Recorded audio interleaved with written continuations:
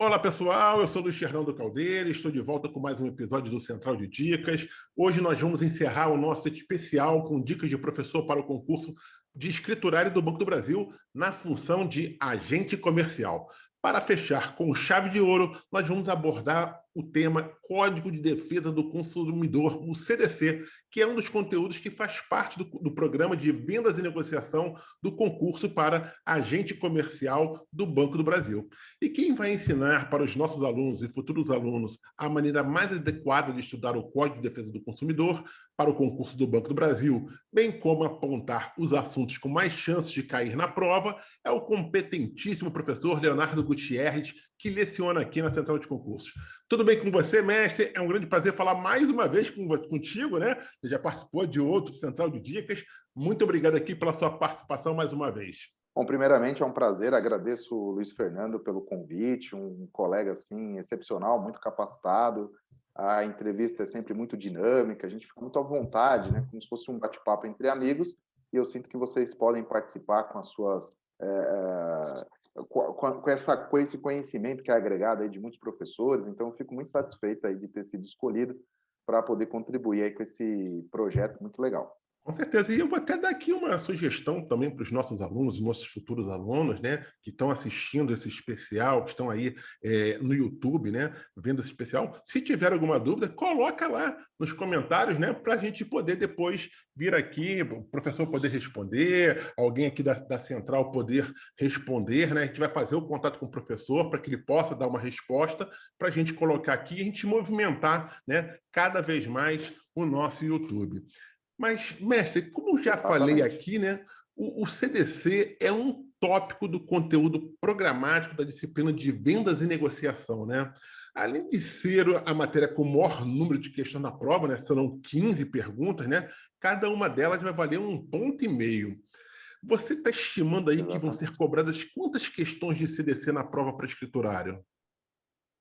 É, a cada concurso, o Banco do Brasil, né, ele acaba, por meio, logicamente, da organizadora, por vezes já foi a Fundação Carlos Chagas, Gran Rio, agora a Gran Rio novamente, o Banco do Brasil cria algumas divisões com relação ao seu edital. E dessa vez ele ficou alocado, como você bem informou, na parte de vendas e negociações. E dentro desse capítulo, né, nós temos vários tópicos, dentre eles um tópico pequenininho ali do Código de Defesa do Consumidor. Se a gente for analisar só o Código de Defesa do Consumidor, daria para a gente ter uma série de questões, né? Apesar de não ser uma lei muito grande, mas também não é algo muito pequeno.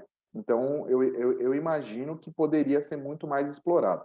Mas diante aí desse tópico, dentro de muitos outros, eu acredito que nós não tenhamos muito mais do que duas questões do Código de Defesa do Consumidor, né? Teve uma prova recente, né, do Banco do Brasil, que eles colocaram um edital de Código de Defesa do Consumidor e eles acabaram não cobrando nenhuma questão. Provas passadas, nós já tivemos até 5 questões do Código de Defesa do Consumidor. Então, assim, é algo que é difícil cravar, mas eu acredito que analisando os outros conteúdos, né, que tem marketing, tem a parte de vendas mesmo, tem até o Estatuto Estatuto. de Pessoa com Deficiência dentro desse tópico, então eu imagino que eles não possam explorar muitas questões do Código de Defesa do Consumidor, porque existem outros temas também dentro dessa área que são importantes, como você bem disse, é uma parte que tem ali a sua relevância, porque são 15 questões, né, com cada questão estabelecida a 1,5 ponto, né, cada questão, a gente vai chegar a 22,5 pontos desse capítulo, né, então é bem considerável, mas eu acredito que nesse detalhe específico do Código de Defesa do Consumidor, serão aí aproximadamente 2 questões no meu modo de enxergar, né? Claro que se eles cobrarem um pouquinho mais, para mim é um pouco melhor, porque, como é a minha matéria, eu entendo que os nossos alunos aqui da Central terão muita vantagem, justamente porque nós conseguimos, né, eu juntamente com os outros professores da matéria, nós conseguimos explorar bem, porque nós conhecemos o que se trabalha bastante de defesa do consumidor, principalmente no setor bancário, né? Porque é uma matéria que pode ser cobrada em diversos concursos, né? Então, desde o concurso para a Ordem dos Advogados do Brasil, também concursos para magistratura, defensoria pública e um concurso específico para o banco. Então, é uma matéria que, de acordo com a banca organizadora e também de acordo com a instituição, ela muda totalmente a sua figura, que provavelmente é o que você vai querer saber aí, referente ao que nós podemos esperar para o Banco do Brasil. Sim, a gente vai chegar nisso aí daqui a pouquinho, sim, professor. Mas, Daqui a embora pouco, sejam aí umas 2 questões, talvez, né, não dá para se descuidar, né, porque é essa não, disciplina que vai ser talvez o fiel da balança, né, a técnicas e vendas e onde está o CDC, né? 1,5 ponto cada questão, aí exatamente. já são 3 pontos, né? É. Forem duas. Geralmente o aluno ele tem um olhar assim um pouco mais ultrapassado com relação a esse tipo de situação, porque ele costuma avaliar assim o macro, né? Então, eu vou me preocupar com aquilo que mais cai na prova, né? Claro, isso é uma técnica antiga. Só que a gente vem observando que ao longo dos anos, principalmente por esses períodos em que as pessoas estão se preparando muito para concurso público, então, muitas vezes, a diferença entre o aprovado e o não aprovado está ali num ponto, né? Então, a Sim. disputa fica muito acirrada. Então, deixar de estudar uma matéria, principalmente igual o Código de Defesa do Consumidor, que não é uma matéria muito difícil, né? É uma matéria acessível, então eu acredito que seja algo preocupante, né? Então, a gente não pode analisar se serão 2 até 5, de repente, questões, uma questão que seja, eu considero, assim, muito relevante, até porque nós temos uma facilidade de estudar esse conteúdo, né? Eu acredito que seja bem acessível aí ao público em geral. Não é, então, uma matéria complexa de estudar, tranquila de estudar. Isso, porque o ponto do Código de Defesa do Consumidor é justamente o seguinte: quando nós falamos da lei, né, do consumidor, a proteção, e eu já mencionei que ela pode ser cobrada em diversos concursos, é claro que pensando num concurso de um nível superior, um concurso público específico, né, para a carreira jurídica, é uma matéria que tem a sua polêmica, tem discussões, nós temos súmulas, principalmente aí do Superior Tribunal de Justiça, que tornam um assunto muito, muito específico. Inclusive, nós temos questões atuais, então, ou seja, o Código de Defesa do Consumidor não é uma matéria muito, muito tranquila para leigo, né? Então, ou seja, exige um grande conhecimento. Só que como nós estamos fazendo uma análise específica para o setor bancário, então a situação ela muda totalmente de figura. Então, deixa de ser uma matéria muito específica, aquela coisa assim que exige do candidato um conhecimento técnico jurídico a respeito de discussões, por exemplo, o que é um direito individual homogêneo, o que é um direito difuso, o que é um direito coletivo, como é que funciona a questão da indenização, que são questões, responsabilidade objetiva, responsabilidade subjetiva. Então, são questões que são discutidas no âmbito do consumidor, que na parte bancária, as examinadoras, seja Sesgran Rio, seja FCC, elas deixam essa discussão de lado e elas passam a trabalhar com outros aspectos. Então, analisando sobre a ótica do consumidor para banco, então passa a ser uma matéria mais tranquila, que é aquilo que eu costumo falar para os alunos, que é mais o dia a dia, né? Aquele direito do consumidor que a gente conhece pela televisão, por alguns informativos que a gente recebe no jornal, ou, enfim, revistas, no próprio YouTube, enfim, aquele conhecimento básico, né? Quando a gente vai fazer uma compra, às vezes vem um especialista e alerta, esse conhecimento ele já ajuda. E aí também vem um outro problema, tá, Luiz Fernando? Não sei se você vai perguntar a respeito disso, mas essa é a parte que eu costumo trazer para os alunos, né? Porque esse conhecimento, ele ajuda a gente a se posicionar, a você conseguir enxergar o direito do consumidor no seu dia a dia. Mas isso também não quer dizer que é fácil a ponto de eu pensar, bom, então eu vou fazer a prova de acordo com o que eu já sei do consumidor. E é aí que entra, claro, uma Com instituição, por certeza. exemplo, como a Central, os professores que conseguem identificar onde a banca costuma trabalhar pegadinhas nesse sentido. Então, coisas, por exemplo, que os alunos me perguntam, professor, aquela questão da desistência por 7 dias, a questão da garantia. Então, são confusões que são feitas que aí eu costumo organizar. Organizei ali, por exemplo, na Central nós temos 2 aulas, né, de direito do consumidor, que é o suficiente para a gente organizar, aí, de fato, o candidato está bem preparado. E aí eu costumo perceber, poxa, professor, eu tinha um conhecimento, mas eu não estava preparado para fazer uma prova, né?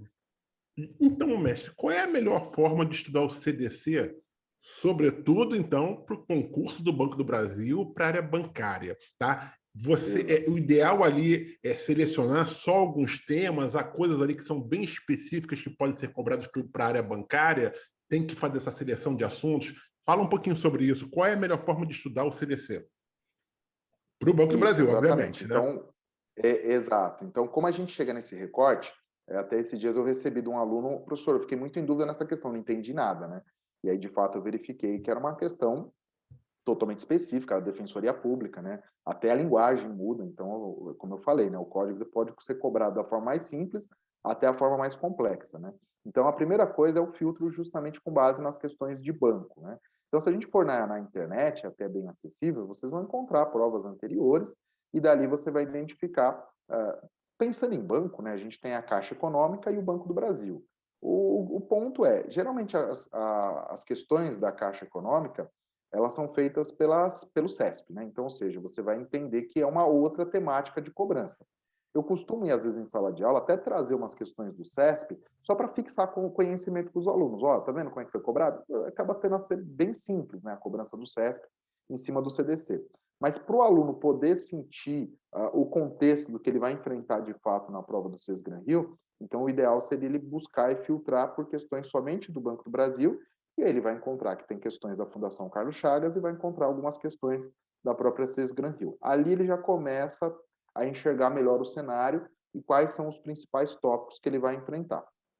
Eu ia fazer um corte rápido com o senhor, é o seguinte, existe um acervo grande de questões da SESGRAN Rio para se fazer? Não, né? E a outra questão, eu não sei se houve ou não mudanças no CDC, novas jurisprudências do STF, que impactam, inclusive, os assuntos que são cobrados para a área bancária. Ocorre isso? Não ocorre? Bom, vamos lá. Bom, primeiro, como eu já respondi, nós não, assim, tem uma quantidade, talvez os alunos vão encontrar aí no máximo 30 questões, né? Porque, assim, a gente há de se considerar que não temos concurso do Banco do Brasil todos os anos, né? Então, como eles fazem geralmente no âmbito nacional, então eles selecionam um período e eles já fazem uma prova só. Então, a gente vai encontrar aí, às vezes, 2, 3 anos sem prova do Banco do Brasil. Até por isso que é uma ótima oportunidade, porque já tem um tempo que nós não temos uma prova nesse nível, né, com muitas vagas, então é até Dessa vez importante tem que bastante vocês... tempo. O último foi 2015, né? Porque 2018 foi um concurso Exato, para né? gente de tecnologia, né? Isso, foi uma prova muito específica, que Isso. eles colocaram no edital a defesa do consumidor, mas acabaram não colocando questão específica. Então, ou seja, você vê, as últimas questões que nós vamos encontrar são desse período, né? 15, 13. Anterior a essa... Exato, então a gente já fica prejudicado, né? E depois 2011, 2007, aí você vai... Sim. Só que aí em cada prova você vai ter aí 3, 4 questões, 5 questões, então você soma esse período, você não vai encontrar tantas questões, né? Aí você acaba somando um pouquinho, como eu falei, questão da Caixa Econômica, às vezes algum outro banco estadual ali que cobrou Código de Defesa do Consumidor, mas se você pegar na internet, na área bancária, você vai encontrar aí aproximadamente 30 questões, né? Então fica um pouquinho prejudicado, principalmente comparando com outras matérias, né? Português, raciocínio Sim. lógico, informática, são matérias que você tem ali um mar de questões e fica muito mais fácil para o aluno, né? Mas de qualquer forma, respondendo também a sua outra pergunta, que é referente, você perguntou a quantidade de questão e depois a Se não questão tem uma questão de... muito grande, e como fazer assim, se ocorreram mudanças, né, no CDC Ah, e boa, novas perfeito. jurisprudências desse tempo Ótima, para ótima cá, né, que pergunta. afetam também a parte bancária, né? Sim, que Vamos afeta, exato. Então, isso. o que aconteceu foi justamente o seguinte, eu até recebi isso de uma aluna minha semana passada, porque no dia 1º de julho, nós tivemos aí o acréscimo no Código de Defesa do Consumidor de um tópico muito interessante, que é o superendividamento.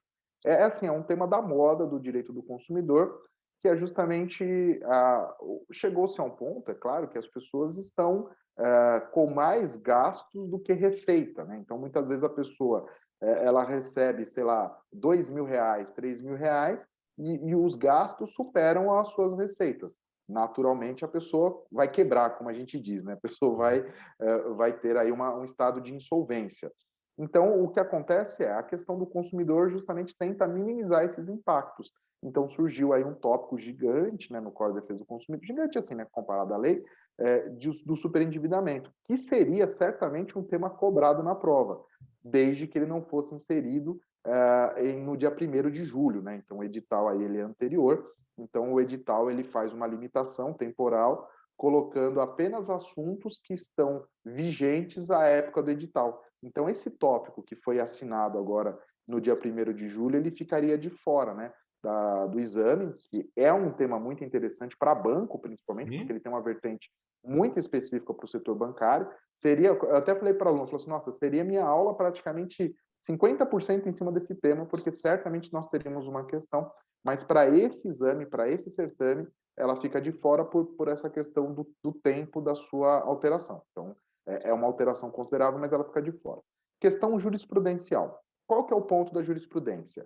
A prova da SESGRAN Rio, ela não cobra esse conhecimento de súmulas, jurisprudências, então isso fica de fora para o candidato, né? Nós temos no Código de Defesa do na avaliação do Código de Defesa do Consumidor perante aos tribunais, o STJ como uma referência, né, a última, para análise dessas questões. Então, geralmente, as súmulas mais importantes para a prova nós encontramos no STJ, mas também isso não é o objeto de questão. O que eu costumo chamar a atenção dos alunos, então, seriam questões, se você fosse conhecer, né, de jurisprudência, aquela mais específica para o setor bancário, que está baseada no Código de Defesa do Consumidor, que é a questão do cartão de crédito. Tá? Então, fica uma dica para vocês, porque o que acontece?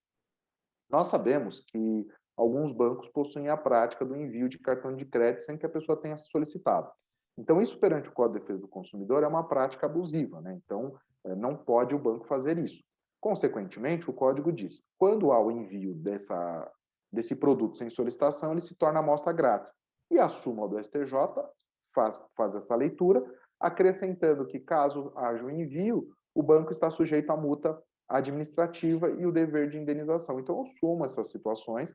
É claro que a súmula em si ela não pode ser cobrada, mas a prática vedada, né, por ser abusiva, pode, porque está dentro do Código de Defesa do Consumidor e é um assunto puramente bancário, né? Então, é isso que eu chamo a atenção dos alunos em sala de aula. Então, o CDC ele é usado para questões de companhia aérea, empresas de energia, questão de luz, questão de fornecedor de serviço, de produtos, supermercados, enfim. Só que a gente tem que sempre estar com a cabeça mais voltada para o setor bancário. E isso facilita a gente entender um pouco melhor as questões, como, por exemplo, a questão do cartão de crédito, questão envolvendo contrato bancário de financiamento, então, a análise contratual, questão de redação clara, questão até que eu chamo a atenção para os alunos, não sei se você sabia, Luiz Fernando, nos contratos de banco, né, e, logicamente, os contratos de adesão, enfim, de modo geral, mas pensando no banco, a fonte da letra, né, a fonte da tabulação ali, tem que ser número 12, no mínimo, né? Então, são coisas que, pô, mas está na lei do consumidor? Tá na lei do consumidor, para a gente não ficar com aquele contrato que é uma bula de remédio, né? Aquela coisa que você não consegue nem enxergar. E aí o aluno fala, nossa, professor, não tinha a menor noção que a lei exige até a fonte não, né? Mas o tamanho da letra. Sim. Então, assim, são coisas que, de repente, a examinadora pode cobrar, porque isso tem uma inserção gigantesca no banco, né? Então, na prática, né? E, mestre, então, assim, a gente pode dizer que a SESGRAN Rio tem um perfil de cobrar letra fria da lei, é isso? Exato, porque, na verdade, eu costumo dividir o código em algumas definições, né? Eu não sei se você vai querer fazer alguma pergunta específica a respeito do código, mas algum pode assunto, falar. eu deixo um pouquinho mais para... Não, a gente vai falar. Eu vou querer que você fale daqui a pouquinho sobre os assuntos que você acredita que tem mais chance de cair na prova. Tá bom. Porque aí eu entro nesse detalhe depois. Mas o código ele faz pequenas definições. E aí, o que acontece? Em cima das definições, geralmente nós temos alguns mitos. E aí a banca acaba explorando um pouquinho desses mitos, né? Por exemplo, definição de consumidor, definição de fornecedor, que é o texto frio da lei, né? Então, geralmente, o candidato que tem esse conhecimento, né, do que está disposto na lei, ele tem essa vantagem porque ele já identificou alguma coisa que talvez não fosse devidamente esclarecido pela mídia, ou enfim, pelos setores responsáveis pelo esclarecimento aí do que é a lei do consumidor. Então, mas é uma leitura muito simples, né? O código não é um conteúdo assim totalmente distante. É claro que tem termos jurídicos, é claro que ele nem no todo ele não é tão fácil de ser entendido, mas eu acredito que um candidato que esteja se preparando, é claro, principalmente com a gente aqui, né, fazendo uma propaganda aqui da instituição, ele sai na frente porque a gente faz essa ligação, né?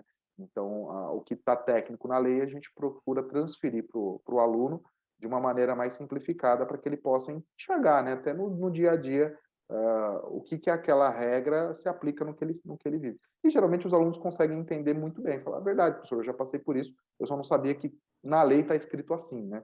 E aí, quando ele entende a situação prática e o que está escrito na lei, certamente fica mais fácil para ele responder uma questão.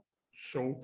E, professor, então quais são aí os assuntos mais quentes, aqueles que você realmente acredita que tem mais chances de serem cobrados aí em relação à CDC na prova para escriturária do Banco do Brasil, né? Que é aqueles que os candidatos precisam dar, é lógico, tem que saber tudo, mas quais são aqueles tópicos assim que realmente o candidato precisa daquela atenção especial?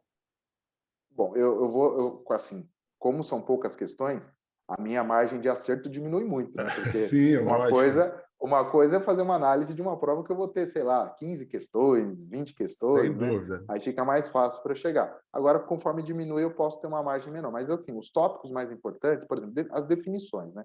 Então, a primeira definição do que quem é o consumidor e quem é o fornecedor do produto ou do serviço, né? Então, o consumidor, o que pode gerar muita pegadinha é que algumas pessoas pensam que consumidor somente é pessoa física, que na verdade o consumidor também pode ser uma pessoa jurídica, né?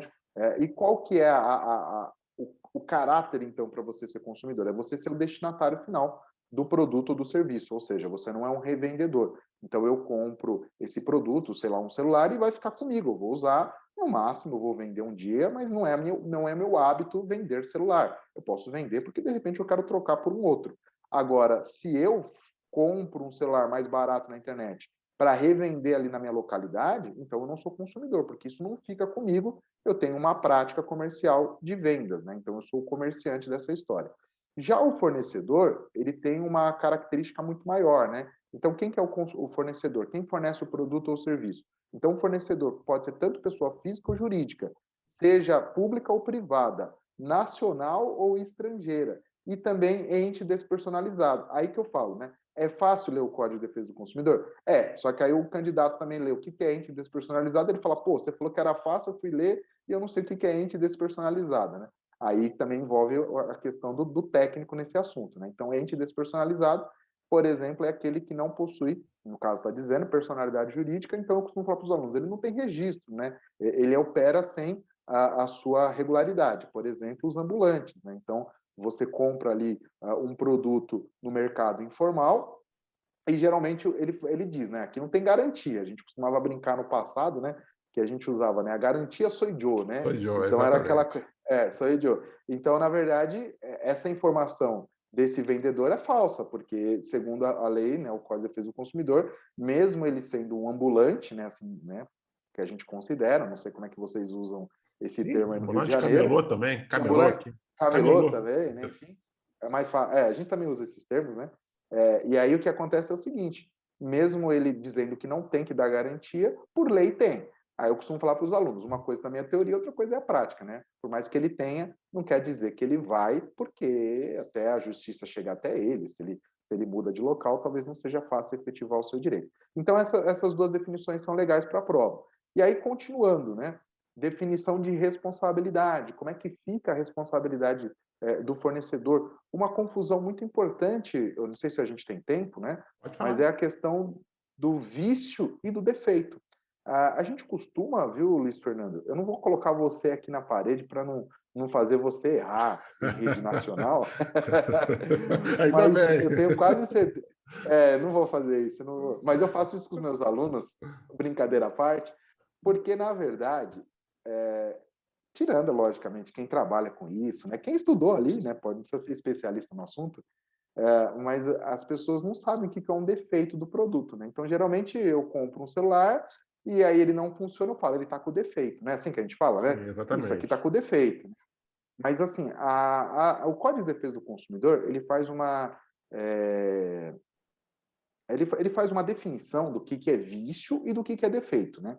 Então, o que é o vício, né? Quando eu falo tal coisa está viciada, né? O vício, ele afeta a qualidade e a quantidade. Então, quando eu compro um celular e ele não está funcionando direito, na verdade, o termo correto é ele possui um vício.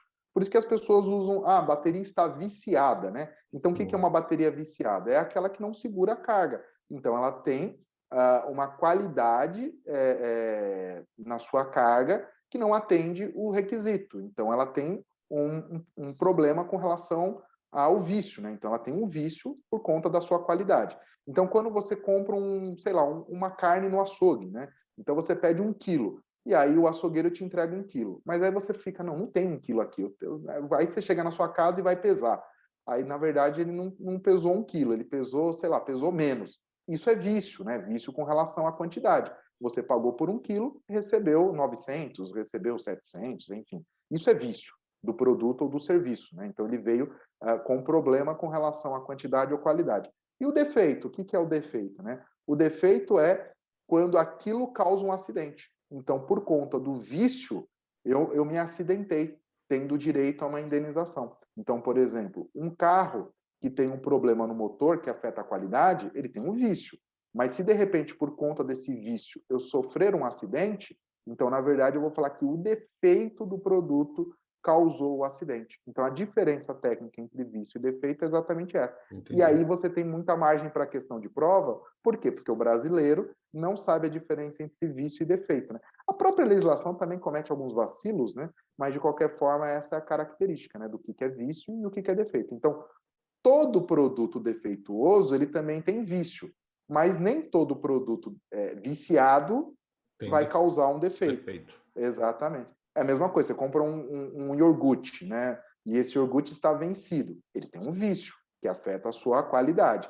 Se você não ingerir, você não vai sofrer o defeito, né? Você não vai sofrer o dano desse produto. Agora, se você ingerir, pode até ser que cause também, e pode ser que não, depende, é claro, da sua estrutura, né? De repente você fala assim, olha, eu tenho o famoso estômago de avestruz, né?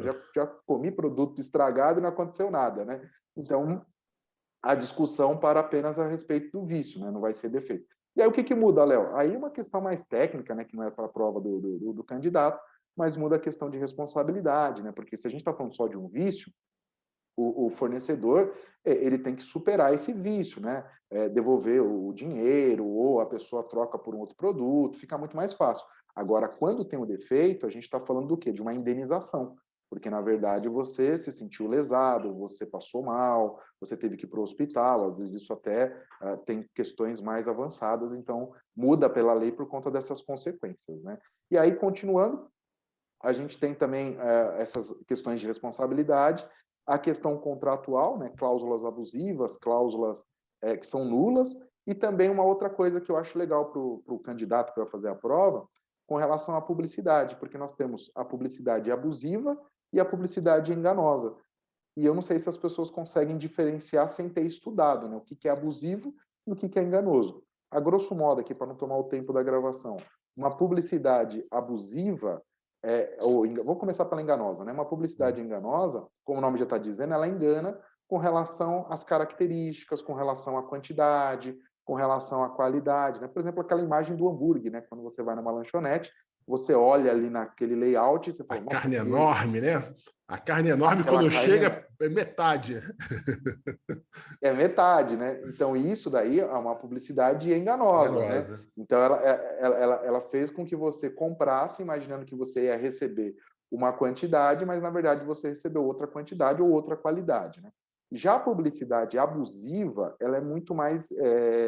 ela traz muitos outros elementos, né? Então, por exemplo, ela pode ser preconceituosa, ela pode mexer com o imaginário da criança, né? Então, por isso que muitas publicidades infantis foram retiradas, né? Porque a criança tem alguns elementos ali, então isso entra na abusiva. Questão que venha ferir o meio ambiente, superstição, né? Possa colocar o consumidor a agir de maneira arriscada, né? Então, a publicidade abusiva ela é bem diferente, fica fácil também para identificar na hora da prova. Eu já vi muita questão de banco cobrando a questão da publicidade, né? E para fechar, não sei se eu estou tomando tempo, tá? Você que me Não, coordena. pode ir. Quanto mais informação, melhor para os nossos alunos, nosso futuro aluno. Porque, na verdade, assim, aí o que a gente tem também, né? A questão da garantia. Porque por que eu comecei pelo vício, pelo defeito, passei pela publicidade, enfim, fiz toda essa relação? Porque uma das coisas que as pessoas costumam dizer é, e aí, o produto eu posso trocar, tem garantia? E é um outro ponto, assim, que da minha matéria, Luiz Fernando, gera muita discussão, porque a pessoa fala assim, eu falo, calma, vamos respirar fundo, vamos entender melhor. Você foi a uma loja e a primeira coisa que você pergunta é, eu posso trocar essa camisa? Aí o vendedor fala, pode. E aí eu pergunto, você tem esse direito ou não? Aí eu falo, vamos por partes, né? Então, a primeira coisa, você comprou essa camisa e aí ela não tem nenhum vício, né? Ou seja, os botões estão tudo certinho, ela não está rasgada, tudo bonitinho. Só que você chegou na sua casa e falou, pô, eu pensei que ia combinar com esse blazer, não combinou, acabei não gostando, acabei comprando por impulso, quero trocar, posso? Então, aí eu lembro da sua pergunta lá para o vendedor. Você perguntou para o vendedor se você podia trocar, geralmente o que ele fala? Ah, com 30 dias, com a etiquetinha, se não tiver danificado, a gente aceita. Então, isso faz parte do contrato. Então, quando aquele lojista diz que aceita trocar, sem justificativa nenhuma, você não precisa justificar. Às vezes a pessoa fala ali, ah, eu não gostei, eu pensei que ia combinar, tal, mas isso é só para ter uma conversa. Mas você não precisa justificar, ok. Mas se ele não quiser, professor, se ele prometeu, ele tem que cumprir, porque isso faz parte do contrato. Agora, se a loja não quer trocar e já está escrito lá que não vai trocar, e ela não tem vício, ela não tem que trocar. Por quê, professor? Porque eu só vou trocar, eu só tenho garantia daquilo que tem vício.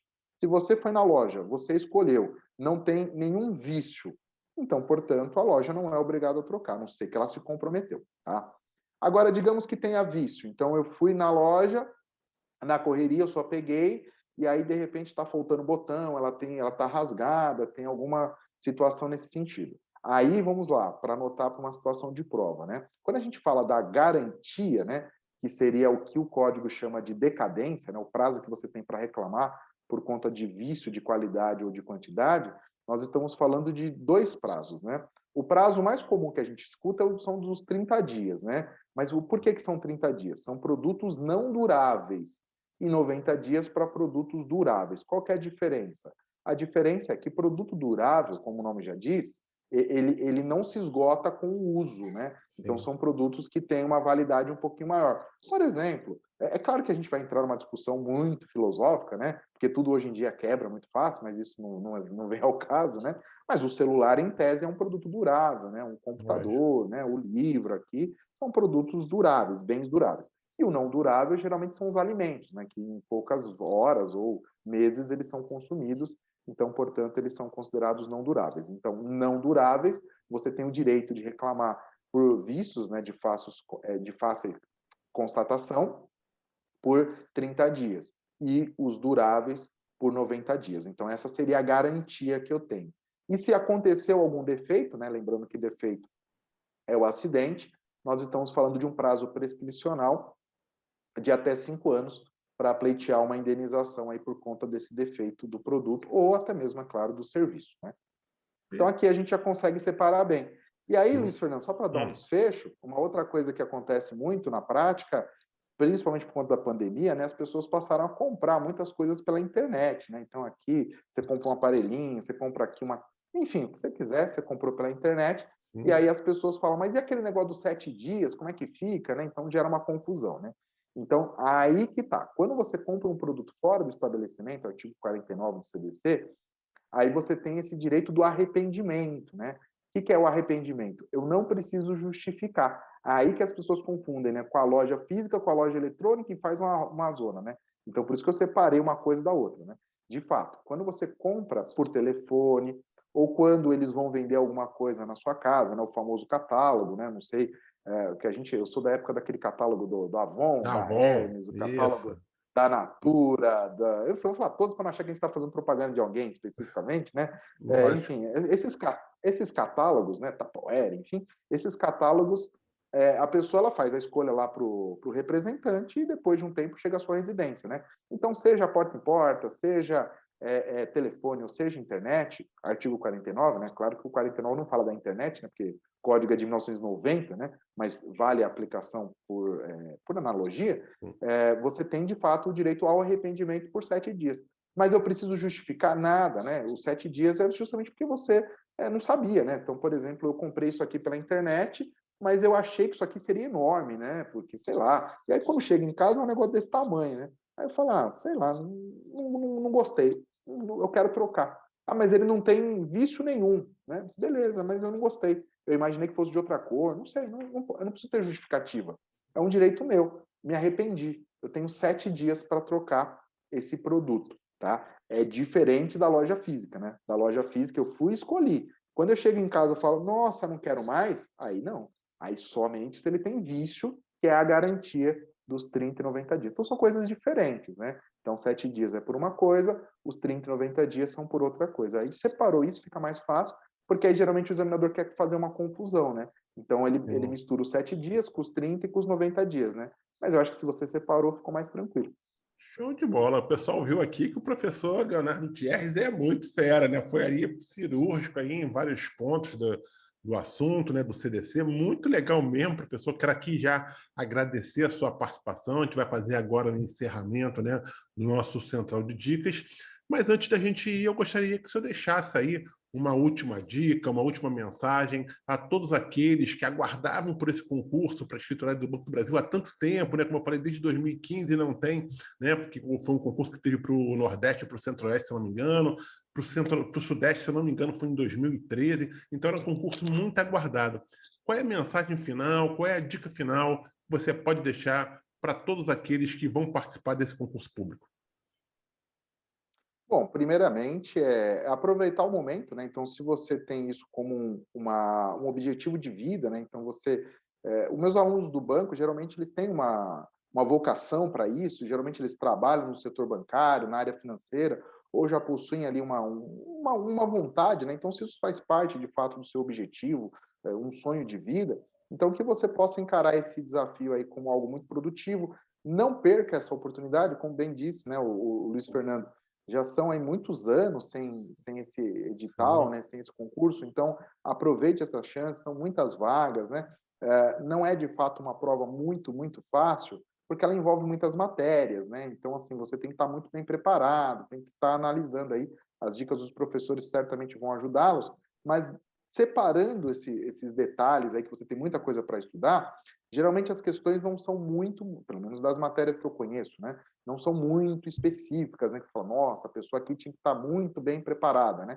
Mas com alguns conhecimentos, né? Por exemplo, com alguns detalhes que eu expliquei, alguma diferença, o candidato consegue se pontuar e consegue acertar. Então, usa isso como uma fonte de inspiração, não perca essa oportunidade, não desista do seu sonho. Então, ainda que seja um pouco difícil para algumas pessoas, nossa, mas é que eu tenho que acordar mais cedo, mas encare isso como uma coisa mais pontual, porque nós estamos falando aí de uma prova que vai acontecer em setembro, então nós estamos usando aí no máximo 3 meses para frente, né? Então você separa esses meses para que você possa atingir o seu objetivo, né? Que certamente vai mudar a sua vida.